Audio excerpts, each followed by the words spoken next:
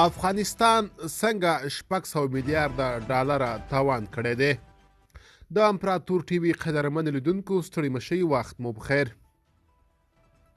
ملګري ملتونه افغانستان کې پر ښځو بندیز د 601 میلیارډ ډالرو ترمن اقتصادي زیان اړولی دی.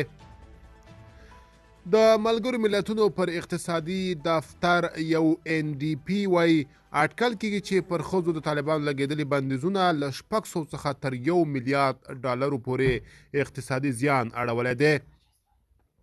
د ملګرو ملتونو د عمومي منشي مرستیالې او په اسیا اقیانوسیه کې د دې سازمان د پرختیايي دفتر سیمه ییزې مدیرې کاني ویګناراجایو الماني ټولنې ته ویلي چې واک ته د طالبانو رسېدو د افغانستان لپاره د عطف نقطه وه.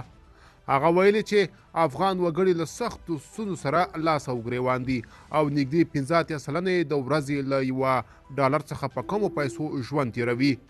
د بېوزلۍ د کرښې نړیوال معیار په ورځ کې 1.9 ډالره دی او د دې څخه ښکته عاید غربت ګڼل کیږي. د ملګرو ملتونو د دې چارواکي په وینا د 2021 کال تر اګست وروسته وضعیت په پام وړ توګه بدتر شوی او په ځانګړې توګه د ښځو لپاره چې اوس له سختو بندیزونو سره مخ دي او له زده کړو او کار څخه بندي شوي دي. کاني ویګناراجا زیاته کړې چې د ملګرو ملتونو پرختیايي دفتر له دې وضعیت سره سازګار شوی او د آبادۍ تر نوم لاندې په محلي کچه د پراختیا هڅې پیل کړي دي.